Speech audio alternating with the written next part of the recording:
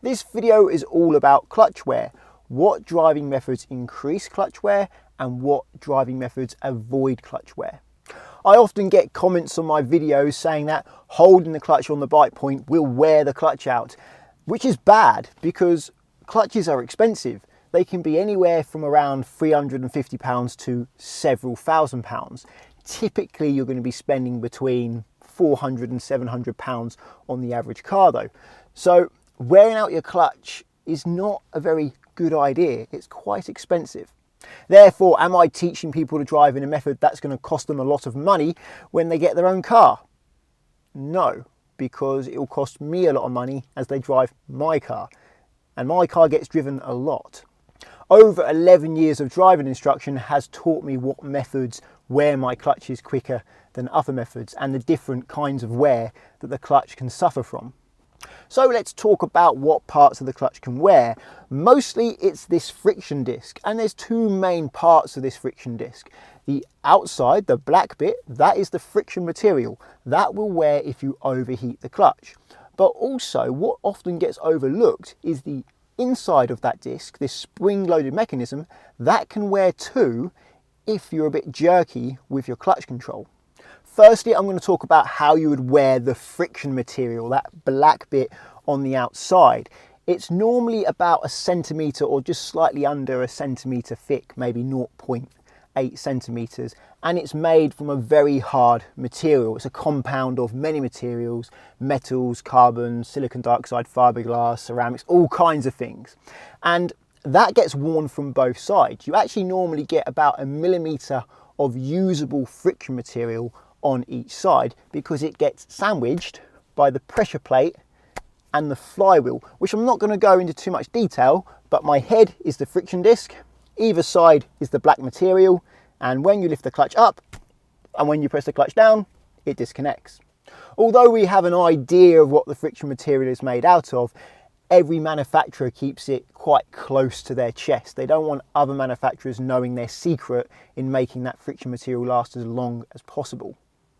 What's special about this friction material is it doesn't really wear when it's cold. It only really wears when it gets hot, certainly above 100 degrees, more like 200, 250 degrees Celsius. Until then, it doesn't wear when you're on the bike point. It's being on the bike point for too long that overheats it, which then causes excessive clutch wear.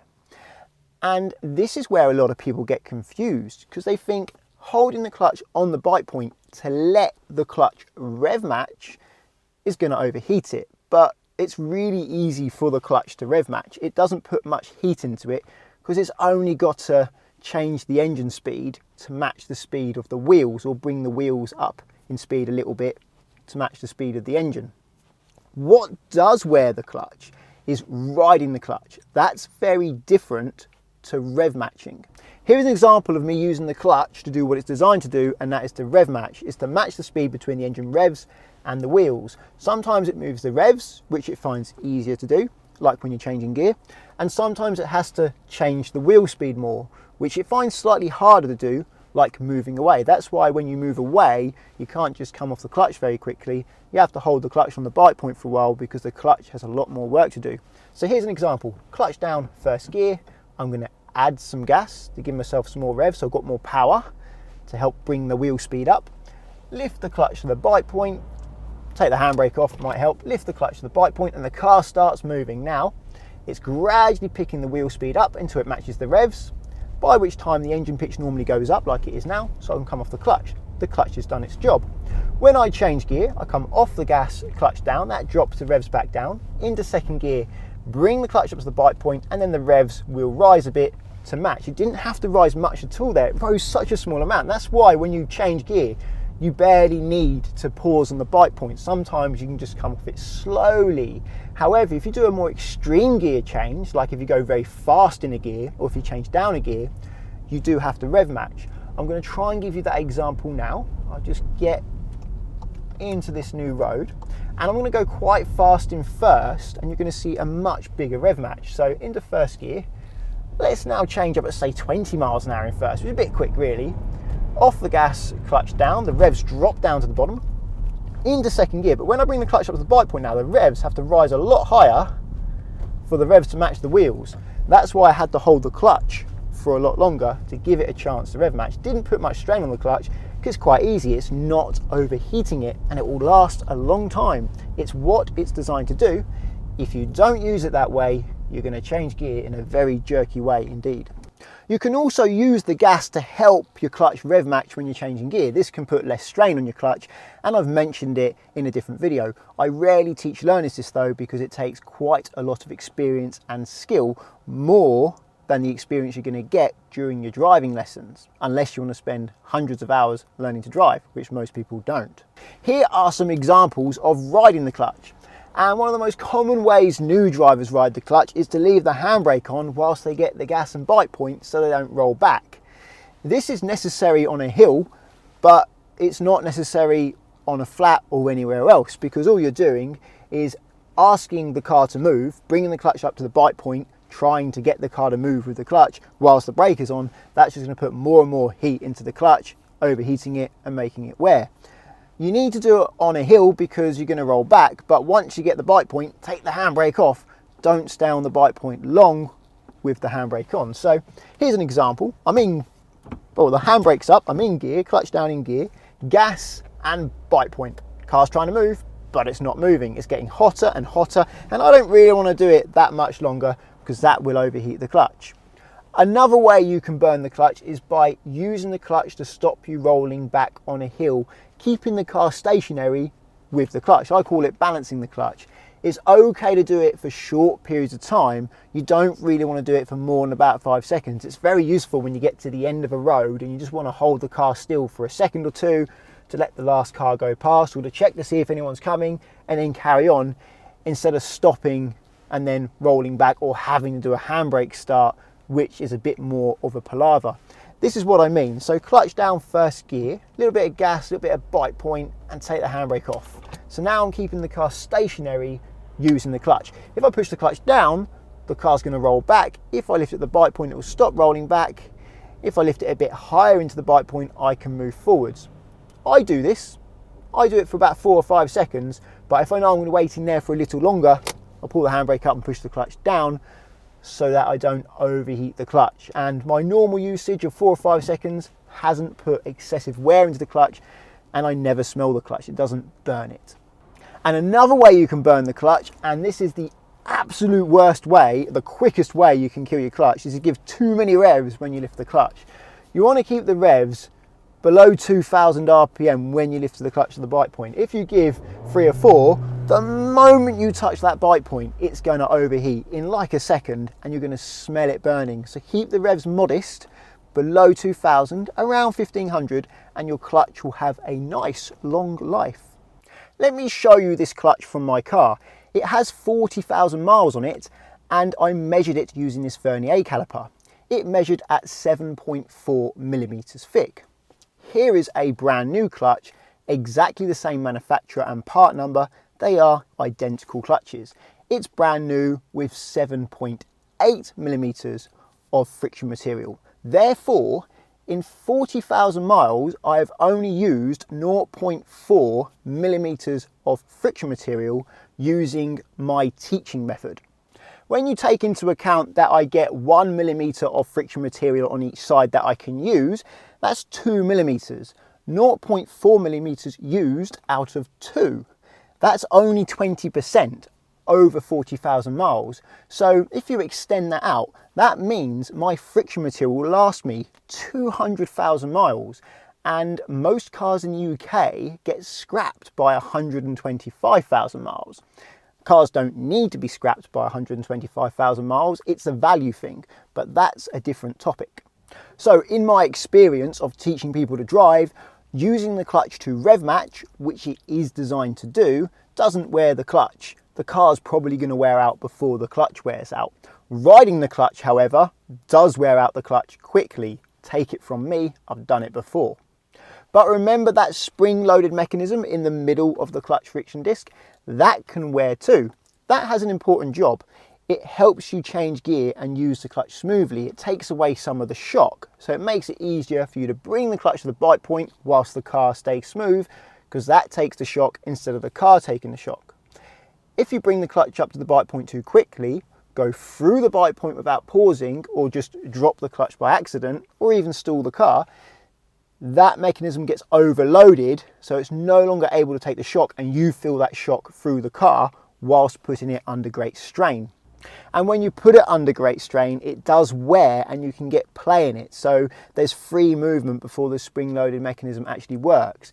That can make the clutch sound bad, and it can also make the bite point feel bad too. Here is a video of what my old clutch sounded like after 40,000 miles of abuse from learner drivers trying to learn how to use it. That sound you could hear is the sound my clutch was making when I was in neutral with the clutch up, because the clutch was just rattling around a little bit as it was spinning. This is the problem I suffer with my clutches. They never get burnt out because my customers don't really ride the clutch very much. They tend to get knackered from new drivers forgetting that you've got to put it in neutral before you come off the clutch. Me forgetting that you've got to put it in neutral before you come off the clutch. That does still happen sometimes, not often. Or mostly it's just consistent jerky gear changes, which is what my customers do until they get good. So this poor old machine gets new drivers day in, day out, hour after hour. It's had 15,000 hours worth of learners driving it in the 6 years I've had it. And most cars get scrapped between 2,000 to 4,000 hours of use. Actually, that's not totally fair. It's had about 15,000 hours of use, but 4,000 hours of that use is me driving it, not my customers. So once my clutch gets a little bit worn and I start to get that slight rattly sound, I replace it. Now, there's no real need for me to replace it. It could last an awful lot longer, but I want my clutch to be perfect to make it easier for my customers to learn in. And I like having a nice clutch anyway. When I go to get my clutch changed, the mechanic says, there's nothing wrong with it, why are you changing it? And I'm just like, well, it's not perfect anymore. It's not as good as it used to be. And it costs me about £500. And I think, well, it needs doing every year. If I want to keep it perfect, that's less than £50 a month. So I just do it. Actually, sometimes I get even more than a year out of it. I mean, 40,000 miles is more than a year's worth of driving for me. So £40 a month maybe. It's worth it to have a perfect clutch with a lovely bite point to help my learners learn how to drive. And some people say, well, don't you want to learn in a hard car so you can learn how to drive a hard car? No, learn in an easy car. You always start out with something easy and then move on to harder things. It's how you learn something. You learn to swim in the shallow end. They say chuck you in the deep end, but that's just going to cause a lot of people to be scared of the water for the rest of their lives. But there is a third way you can wear your clutch, and that is the release bearing. When you rest your foot on the clutch a small amount, you're actually putting pressure on the release bearing. That's what actually helps disengage and engage your clutch. And your release bearing is not designed to be under load all the time. It's only designed to be under load when you push the clutch down to change gear and then bring it back up again. Then you come clean off the clutch and rest your foot on the floor. I hear a lot of people say resting your foot on the clutch a little bit wears out the friction material in your clutch, but it doesn't, because if you were pressing the clutch down so far that you're actually in the bite point zone, your car would drive horrifically and you wouldn't do it. So resting your foot on the clutch doesn't wear out your friction material, but it does wear out the release bearing. Here is a release bearing from one of my old clutches. You can see there's a lot of play in it. It moves up and down, and I'm surprised it was still working, if I'm honest with you. That excessive amount of wear would have been caused from a lot of town driving where you're holding the clutch down for long periods of time in gear, say in traffic or at traffic lights. You want to put it in neutral and come off the clutch whenever you can. That saves your leg and it rests your release bearing. I'm sure some of that wear was caused by some of my customers resting on the clutch a little bit. I do try to stop my customers doing that, but sometimes you can say something many times and nothing happens. Now, as I said, that release bearing was still working. I found that because I was replacing the clutch friction disc because it was making that rattling sound again. If that was to fail completely though, you wouldn't be able to push the clutch down, or you may be able to press the clutch down, but nothing would actually happen. So you couldn't change gear, you couldn't put it in gear to move away. If you tried to stop, you would stall. There is a way to change gear without pushing the clutch down, but that's a different video. Maybe I'll make that video. So, moral of the story, using the clutch to rev match, which it's designed to do, doesn't wear it out very quickly at all. It should last the life of your car in most cars. Riding the clutch up a hill or with the handbrake on, or using too many revs when you lift the clutch to the bite point, that will overheat your clutch and make it wear out pretty quickly. And resting on the clutch a small amount can also wear out your release bearing, which you don't want to do, because although the release bearing is only 20 quid normally, 20 pounds, if you don't know what quid means, if you're from a different country. What was I going to say? Yes, although it can still cost £20, only £20, you still have to spend the same amount of labour to get to it, which can be a day, half a day, which is where most of that £500 I pay to replace my clutch goes. If you're practicing without an instructor, make sure you have insurance. Get £20 off via the link in the description to Collingwood, who provides specialist learner insurance that allows you to practice in a friend or family member's car without risking their no claims bonus. If you want to insure your own car, click on the link to confused.com. I have found that they have the widest selection of cheap insurers for young drivers. I hope this video saves you money and saves your clutch.